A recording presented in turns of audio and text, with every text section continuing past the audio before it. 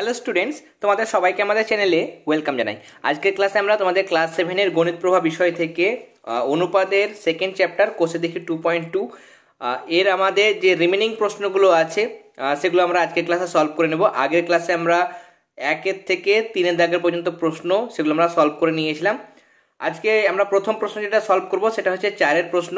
আগে আমরা প্রশ্নটা পড়ে নেব এবং যারা ক্লাসগুলো দেখছো অবশ্যই খাতা পেন নিয়ে বসো, আমার সঙ্গে সঙ্গে করো, তাহলে কিন্তু তোমাদের একবার প্র্যাকটিস হয়ে যাবে। কেমন? দেখো, এবং প্রত্যেকটা প্রশ্ন কিন্তু আমরা খুব সহজ করে এক্সপ্লেন করব। অসুবিধা হলে অবশ্যই কমেন্ট সেকশন তো আছে, কমেন্ট সেকশনে কিন্তু জানাবে যে কোন জায়গাটাতে প্রবলেমটা হচ্ছে, তাহলে নেক্সট ক্লাসে আমরা সেগুলো কিন্তু এক্সপ্লেন করে দেবো। দেখো, প্রথমে আমাদের আজকের সেটা যেটা প্রশ্ন সেটা হচ্ছে রীতা 100টি অঙ্কের মধ্যে 60টি সঠিক করেছে, বিনয় ওই অঙ্কের 80টির মধ্যে 50টি সঠিক করেছে, অনুপাতে প্রকাশ করে দেখি কে বেশি অঙ্ক ঠিক করেছে। তাহলে রীতা 100টার মধ্যে 60টি অঙ্ক সঠিক করেছে, তাই না? 100টার মধ্যে 60টি অঙ্ক মানে ঠিক করেছে।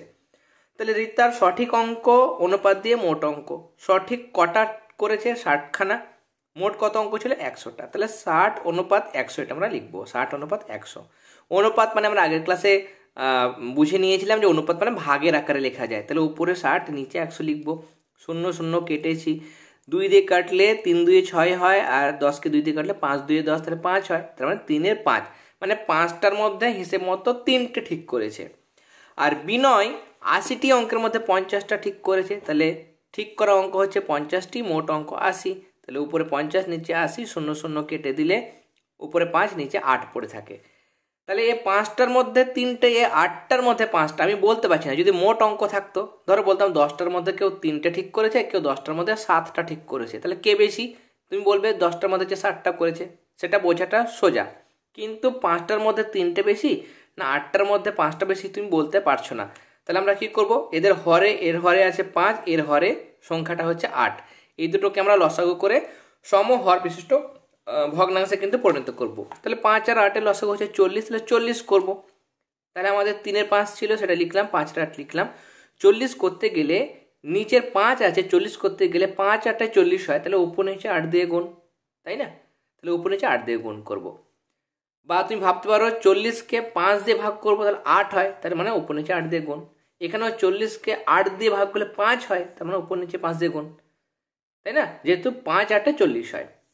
তাহলে এবার কোন করবো? 3 8 24, 5 8 40, 5 5 25, 5 8 40। এবার দেখো দুটোরই নিচে, দুটোরই হরে এবার 40 আসলো। এবার বলা সুবিধা যে 40টার মধ্যে 25 বেশি না 40-এর মধ্যে 24 বেশি? তুমি বলবে 25 বেশি 40টার মধ্যে, যেহেতু দুটোরই ভাগ হচ্ছে একই। যে এই 40টার মধ্যে 25টা যদি অঙ্ক ঠিক করে, এই 40টার মধ্যে 24টা অঙ্ক ঠিক করে, তাহলে কে বেশি করে? 2 নম্বর যে বিনয়, সে বেশি ঠিক করে। তাহলে এখন 25-এর 40 গ্রেটার দেন 24-এর 40, মানে এটা বড় এটা ছোট। তাহলে এটাকে, এটা মানে আমরা একটা এখানে আরেকটা লাইন অ্যাড করব, বা দিয়ে আরেকটা লাইন অ্যাড করব। 25-এর 40 মানে কি? 25-এর 40 মানে 5-এর 8। তাহলে 5-এর 8 গ্রেটার দেন 24-এর 40 মানে কি? অ্যাকচুয়ালি 24-এর 40 মানে 3-এর 5। কেমন? 3-এর 5। 5-এর 8 মানে কে ছিল? 5-এর 8 মানে কে ছিল? এখানে বিনয় ছিল। তার মানে বিনয় বেশি অঙ্ক ঠিক করেছে। তাহলে এটা কিন্তু হবে আনসার।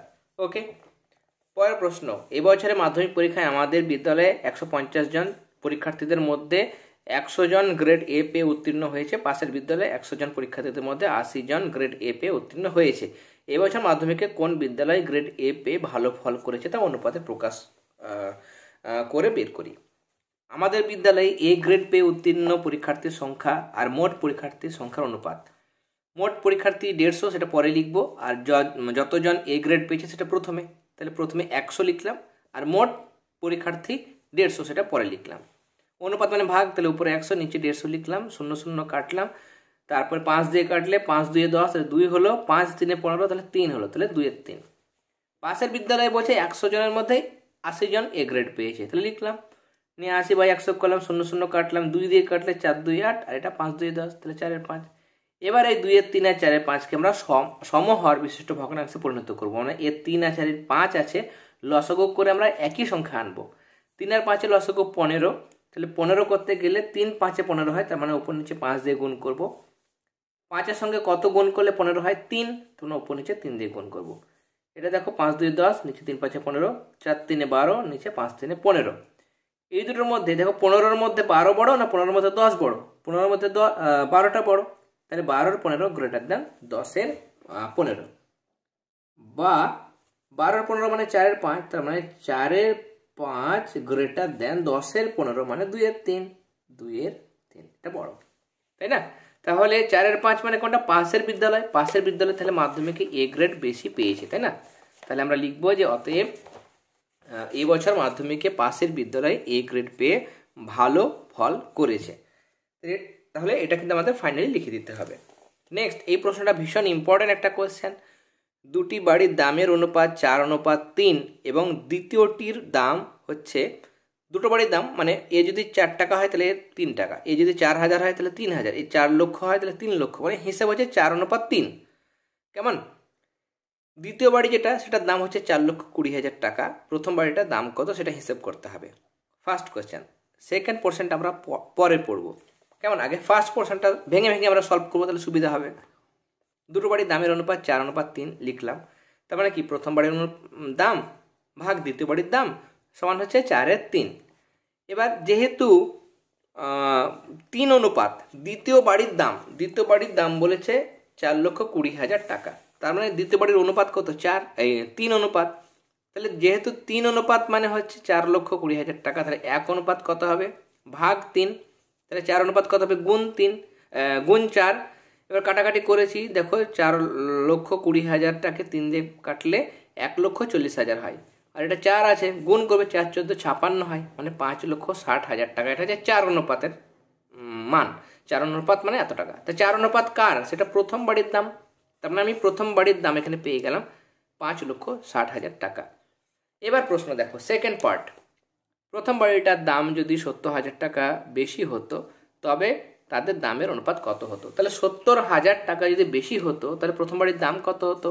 5,60,000 টাকা দাম, আরও 70,000 বেশি হলে কত হতো? যোগ করে পেয়ে যাচ্ছি 6,30,000 টাকা। এবার দামের অনুপাত কত? তাহলে প্রথম বাড়ির দামে এখন এইটা, দ্বিতীয় বাড়ির দাম তো বলেই দেওয়া হয়েছে 4,20,000 টাকা, এখানেও বলেছে, প্রশ্নে বলে দিয়েছে, তো সেটা বসালাম।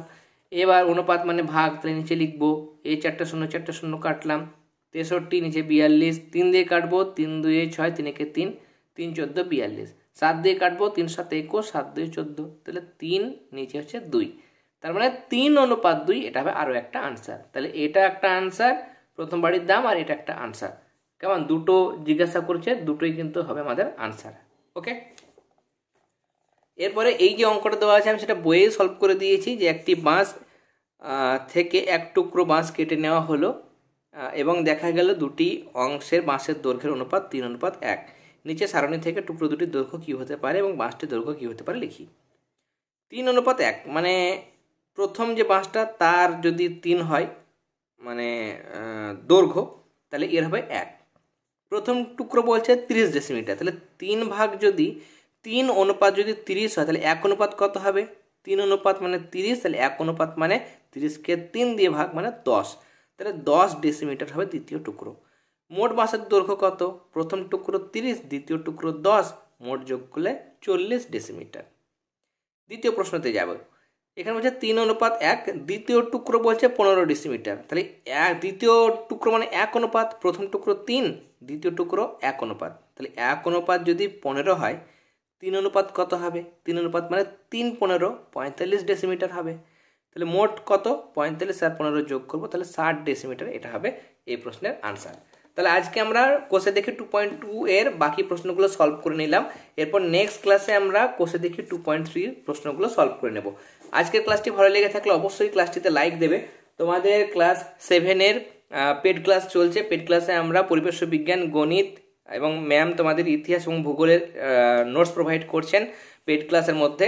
ইউটিউবের মধ্যে ক্লাসগুলো দেওয়া হয়েছে এবং সমস্ত নোটস, 4টে বিষয় হ্যান্ড রিটেন নোটস, সেগুলো পিডিএফ করে আমরা পেড ক্লাসে পাঠাচ্ছি। এবং প্রশ্নবিচিত্রা সমাধানের ক্লাসগুলোও চলছে, ইউটিউবের মধ্যে বুঝিয়ে দেওয়া হচ্ছে পুরো, এবং সেগুলোর আনসার সহ পিডিএফ করে আমরা সেই পেড গ্রুপের মধ্যে, আলাদা আলাদা হোয়াটসঅ্যাপ গ্রুপ রয়েছে ক্লাসের, বিভিন্ন ক্লাসের, ক্লাস 7-এরও আলাদা গ্রুপ রয়েছে, সেখানে পাঠানো হয়। এবং প্রত্যেকটা তোমাদের যখন পরীক্ষা হবে, ফার্স্ট ইউনিট টেস্ট, প্রত্যেকটা পরীক্ষার আগে কিন্তু আমরা সাজেশান তৈরি করব আনসার সহ 4টে বিষয়ের, সেগুলো কিন্তু সেই গ্রুপের মধ্যে পাঠানো হবে। যদি কেউ ইন্টারেস্টেড থাকো আমাদের হোয়াটসঅ্যাপ নাম্বার দেওয়া থাকলো, আমাদের পেড ক্লাসে অ্যাডমিশন নিতে পারো। আর আজকের ক্লাসটি ভালো লেগে থাকলে অবশ্যই ক্লাসটিতে লাইক দেবে এবং বেশি করে আমাদের আজকের ক্লাস তোমাদের ফ্রেন্ড সার্কেলের মধ্যে অবশ্যই শেয়ার করবে। আর যে ক্লাসগুলো হয়ে গেছে তোমাদের ক্লাস 7-এর সমস্ত সাবজেক্টের প্লেলিস্টের লিঙ্ক এই ভিডিও ডিসক্রিপশন বক্সের মধ্যে পেয়ে যাবে। প্রশ্নবিচিত্রার একটাই প্লেলিস্ট ক্লাস 7-এর, যেখানে সমস্ত বিষয়ের প্রশ্নবিচিত্রার সমাধান, রায়মার্টিনের সমাধানগুলো একটা প্লেলিস্টের মধ্যে দেওয়া হয়েছে, সেগুলো তোমরা অবশ্যই দেখে নিও। কেমন? তাহলে আজকের ক্লাস আমরা এখানেই শেষ করছি। তোমরা সবাই খুব ভালো থেকো। All the very best.